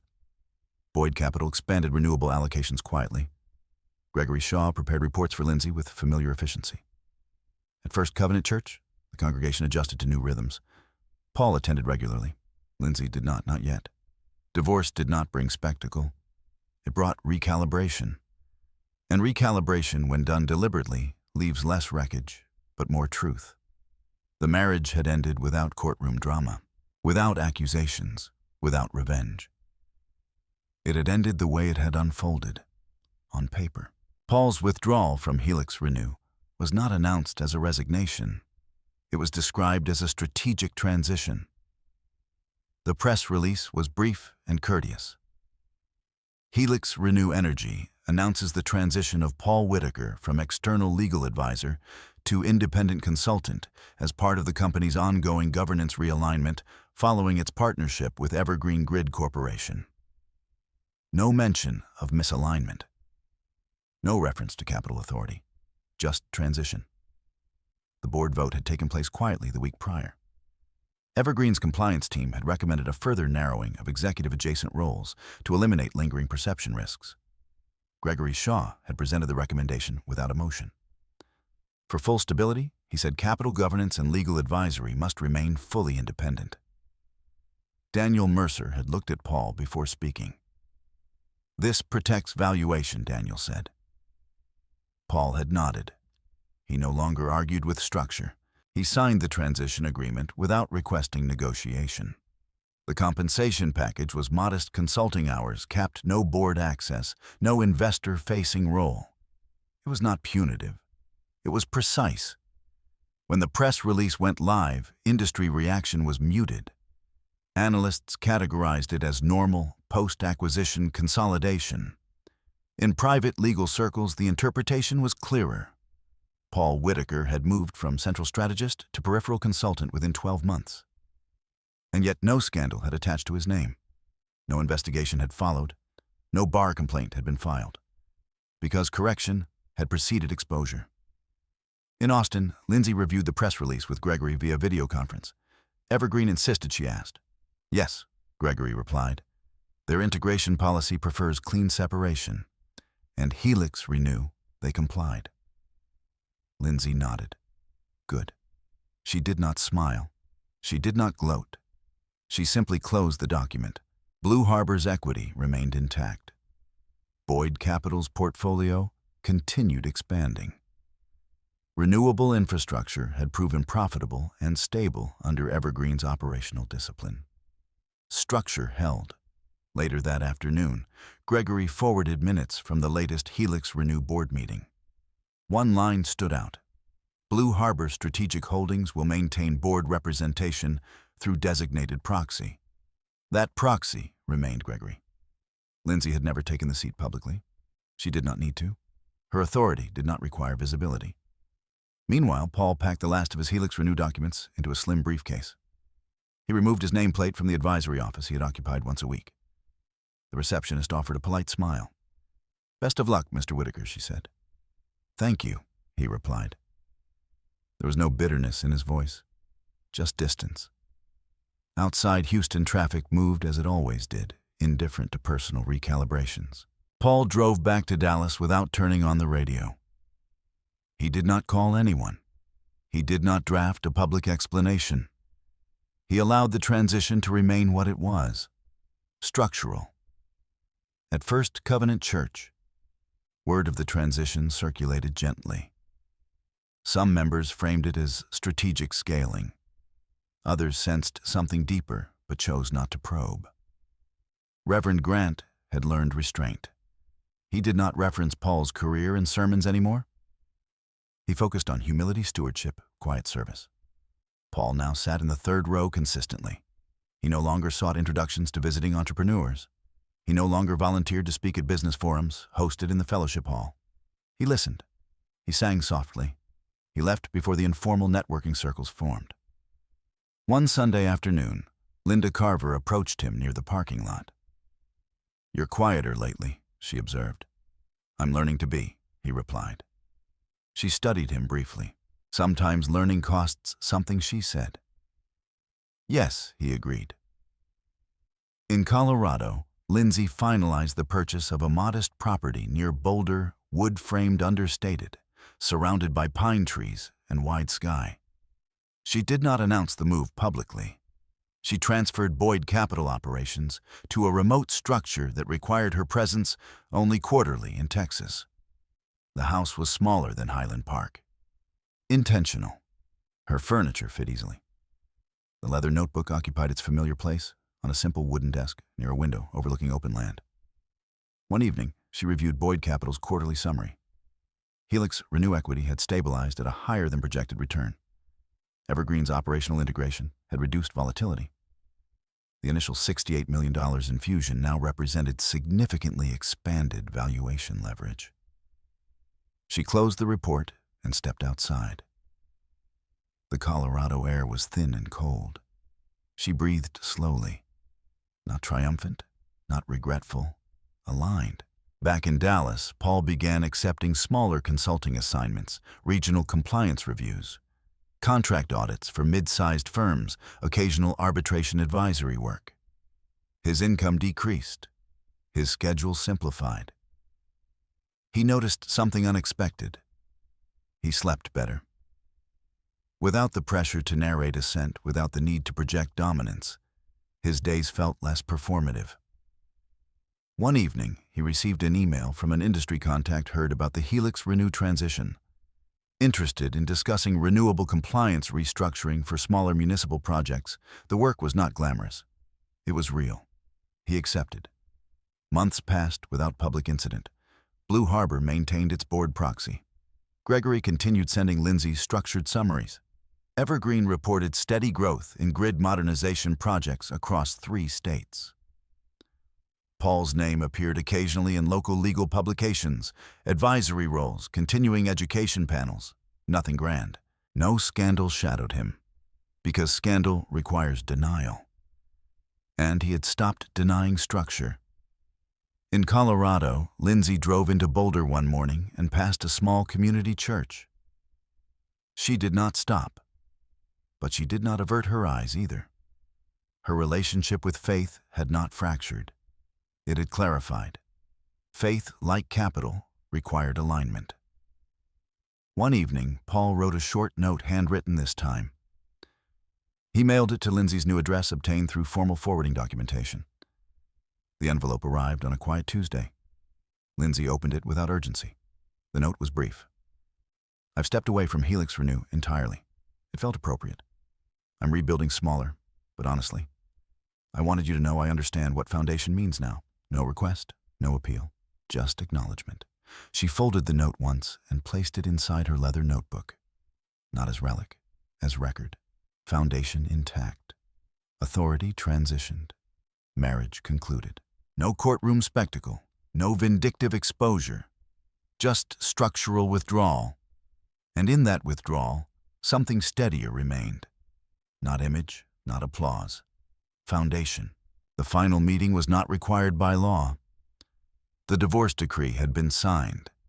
The equity realignment had been ratified. Paul's transition from Helix Renew was complete. There was no pending document left between them. And yet Lindsey agreed to see him one last time. They met in Dallas, not at the Highland Park House and not at First Covenant Church. Margaret Hale offered the use of her private conference room on a quiet Friday afternoon. Neutral ground. Paul arrived first. He wore a charcoal suit simpler than the tailored cuts he once favored. No statement cufflinks, no polished narrative. He sat at the long walnut table and folded his hands. When Lindsey entered, she carried nothing but a slim leather folder. Her expression was steady, not guarded. Margaret greeted them briefly and excused herself. The door closed. Silence settled between them, not tense but measured. "You look well," Paul said. "I am," Lindsey replied. He nodded. There was no small talk to perform, no shared logistics left to manage. "I didn't ask for this meeting to reopen anything," Paul said. "I asked because I didn't want our last conversation to be procedural." Lindsey listened. "That's fair," she said. He leaned back slightly. "When Helix Renew first expanded, I believed momentum was proof," he said. "Proof that I had built something undeniable." "You built something," she acknowledged. "Yes," he agreed, "but I mistook proximity to capital for authorship of it." The word again, authorship. He met her eyes. "I've replayed the church corridor in my head more times than I'd admit," he continued. It wasn't just pressure. It was entitlement. Lindsey did not interrupt. "I reduced you publicly because I believed visibility was mine to manage," he said. "And that foundation would remain silent." "It remained structured," she replied softly. He gave a faint, rueful smile. "Yes, it did." Silence returned briefly. The late afternoon light filtered through the office window, casting long shadows across the polished table. "I'm not asking for reconciliation," Paul said. "I know that's not where we are." "No," Lindsey said calmly. "I'm asking for clarity," he continued. "Did you ever intend to reveal it all before the deal?" She considered the question carefully. "No," she said. "I intended for you to ask." He absorbed that. "I never thought I needed to," he admitted. "I know," she said. "That was the fracture, not the capital, not the governance, the assumption." He nodded slowly. "I understand something now," he said. "Influence without acknowledgement is dependency disguised as leadership." She studied him for a moment. "That's accurate," she said. He exhaled. "I don't resent you," he added, "for the notice, for the equity shift, for the divorce." "I didn't expect you to," she replied. "I resented exposure," he admitted, "until I realized it wasn't exposure. It was correction." She gave a small nod. "Correction doesn't humiliate," she said.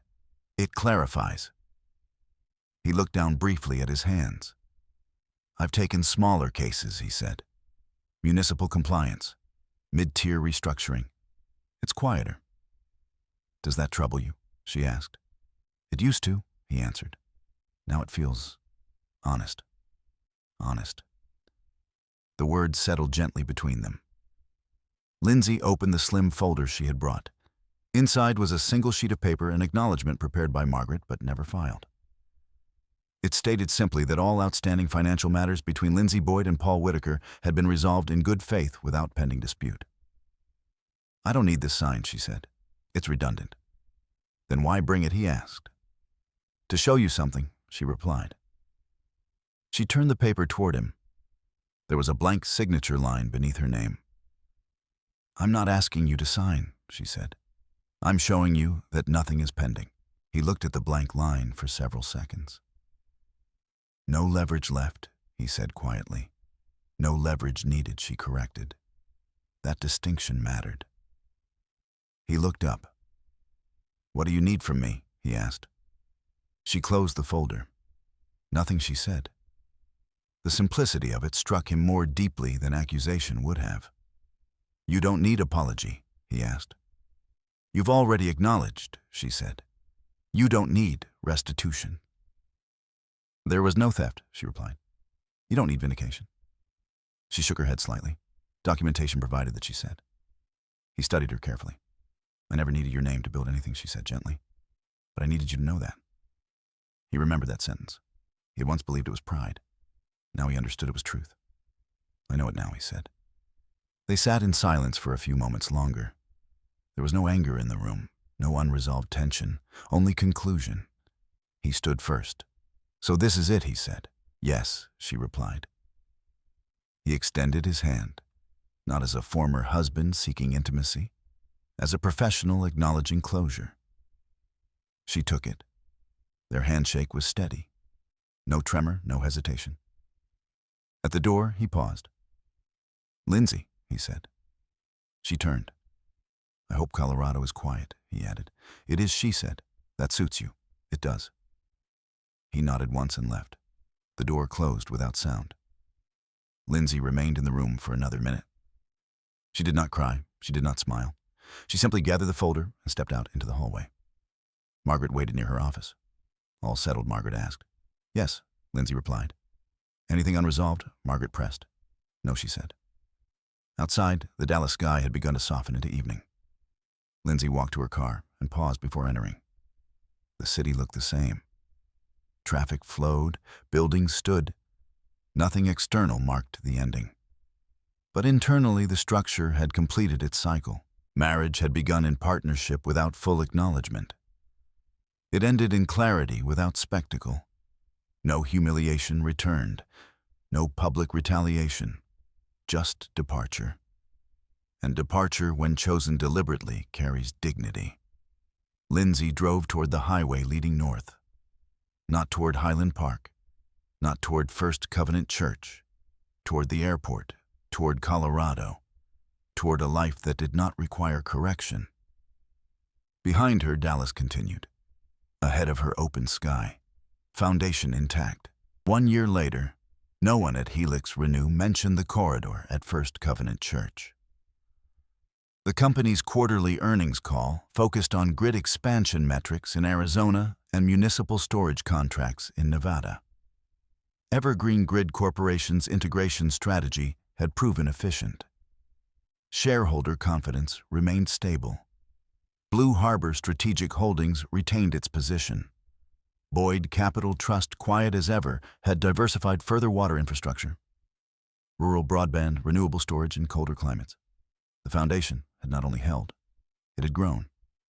In Colorado, Lindsey Boyd woke before sunrise most mornings. Her house near Boulder faced a wide stretch of open land bordered by pine trees. In winter, frost lined the edges of the window panes. In spring, the air carried a thin scent of earth and thaw. She preferred the quiet before light. Her desk stood near a large window. The leather notebook remained where it always had, within reach. The entries had grown shorter over time, less reactive, more strategic. On this particular morning, she reviewed Boyd Capital's annual report. Helix Renew's valuation had increased modestly but steadily under Evergreen's oversight. No regulatory inquiries had ever materialized. No retroactive scrutiny had followed. Correction had been sufficient. Gregory Shaw joined her by secure call later that day. Annual board review is clean, he said. No governance irregularities. Good, Lindsey replied. Evergreen renewed integration oversight for another 12 months, he added. Routine. Stability matters more than acceleration, she said. Gregory smiled faintly. You sound like your grandfather, he said. She did not comment on that. In Dallas, Paul Whitaker's life had also settled, though differently. He now rented a modest townhouse near White Rock Lake.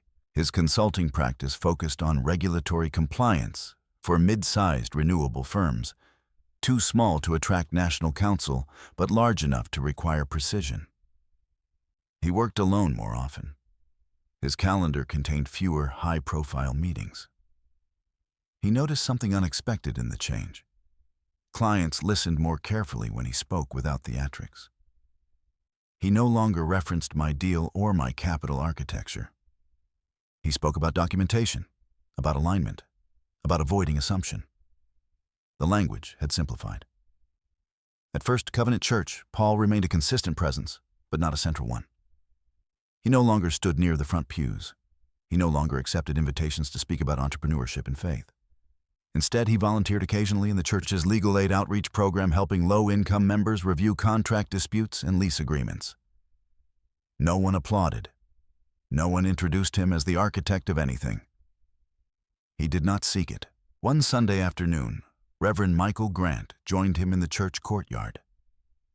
"You seem steadier," the pastor observed. "I am," Paul replied. "Do you miss the scale?" the pastor asked. "Sometimes," Paul admitted, "but not the noise." Reverend Grant nodded. "Noise is seductive," he said. "Yes," Paul answered. "Structure is quieter." In Colorado, Lindsey attended a small community church near Boulder one winter morning. No one there knew about Helix Renew. No one knew about Boyd Capital. She sat in the third row.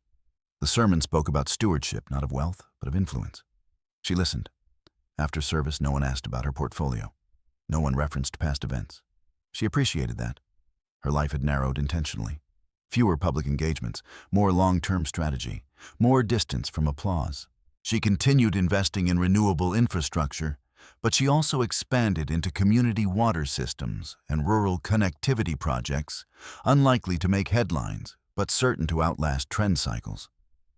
One evening, she opened her leather notebook and reread an entry from the year before church corridor. Public dismissal. Phrase used: church rat, living off my success. She traced the line lightly with her finger.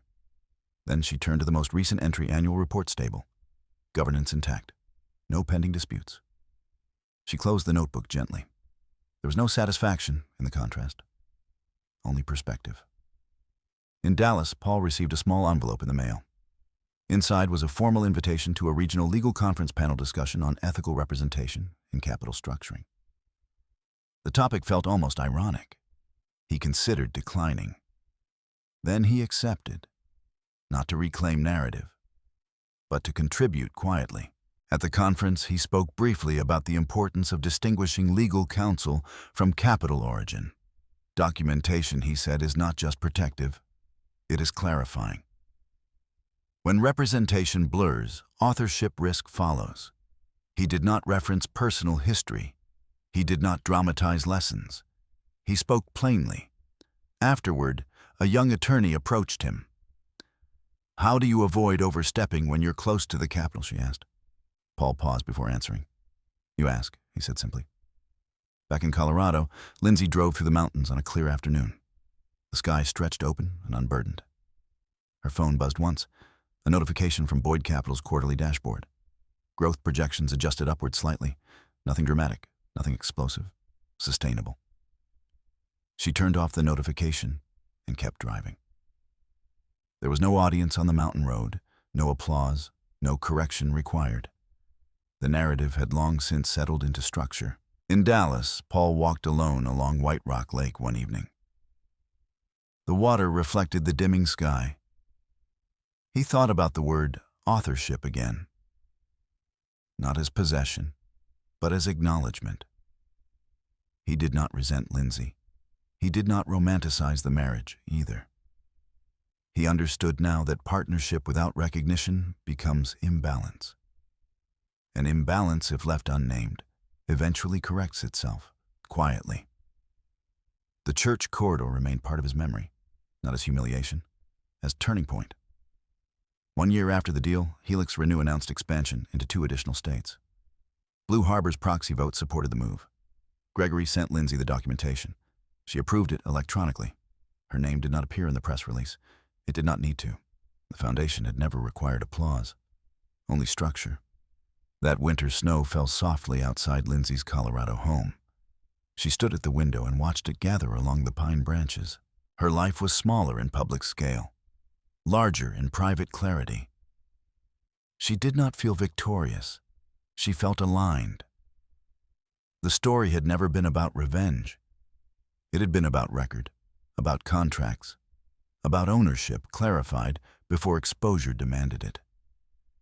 In Dallas, Paul closed his office for the evening and turned off the lights.